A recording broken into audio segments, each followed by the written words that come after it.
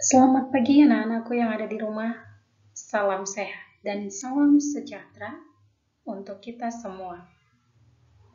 Ibu harap semua yang ada di rumah dalam keadaan sehat dan bersemangat untuk belajar hari ini. Semangatnya harus bisa lebih baik lagi daripada pertemuan-pertemuan sebelumnya telah kita lewati.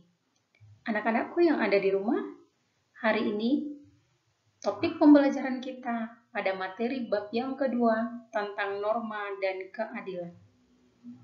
Silakan dibuka buku cetak yang sudah kamu terima dari sekolah.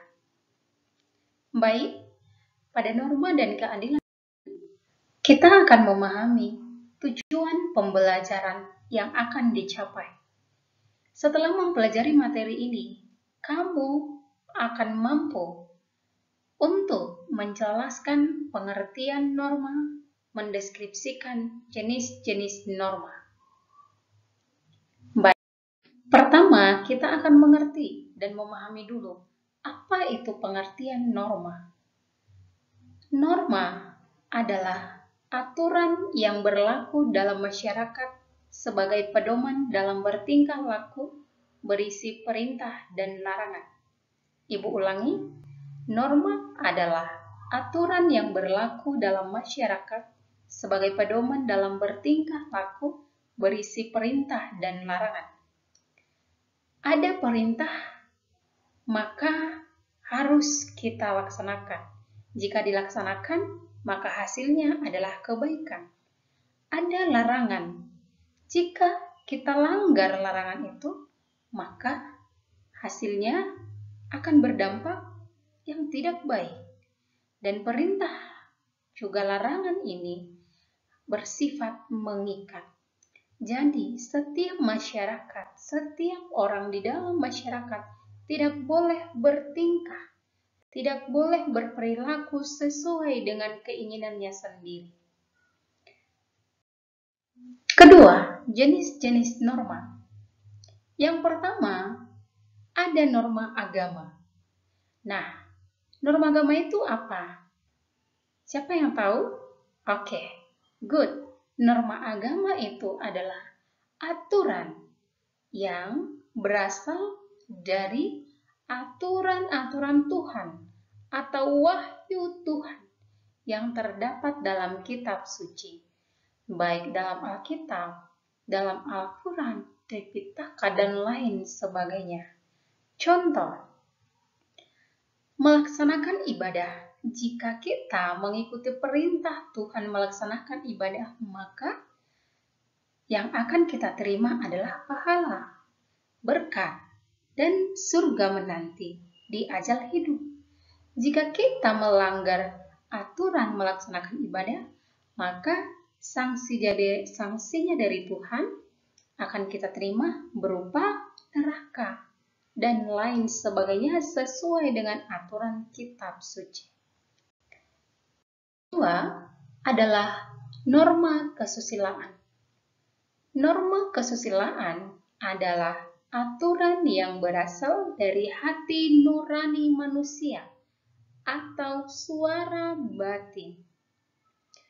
Norma kesusilaan ini contohnya jujur, tidak menyakiti orang lain.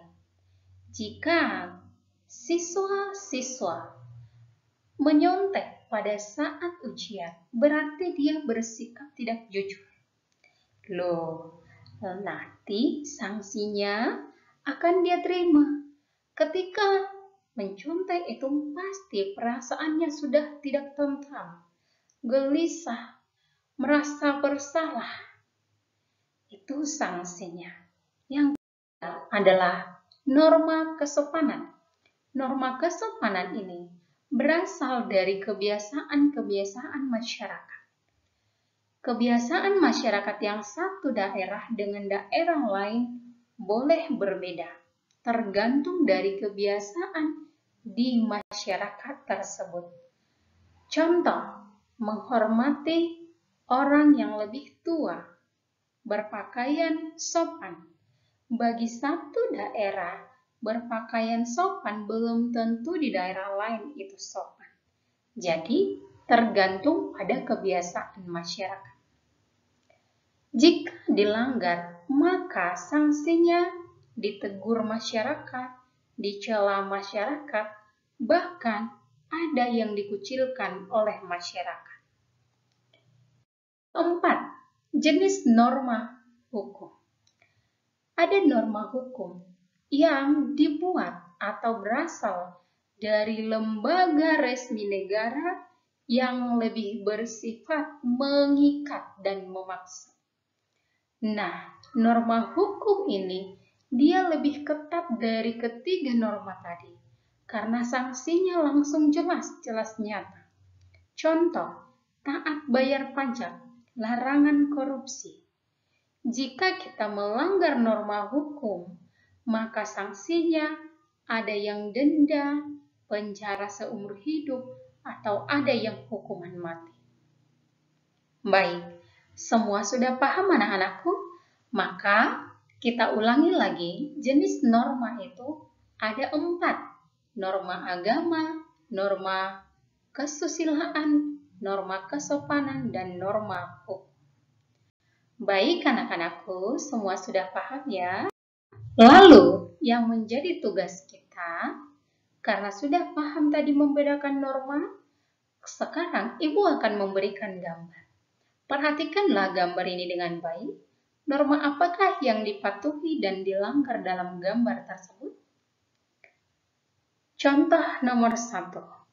Ada gambar siswa sedang menyeberang jalan yang didampingi Bapak Polisi.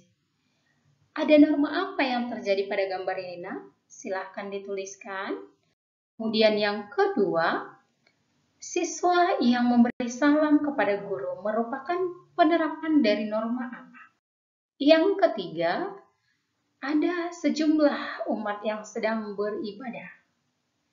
Yang keempat, ada kendaraan yang di dalamnya itu ada kemacetan dan ada pesepeda motor yang salah menempati jalan yang seharusnya dilalui. Ini ada dalam norma apa?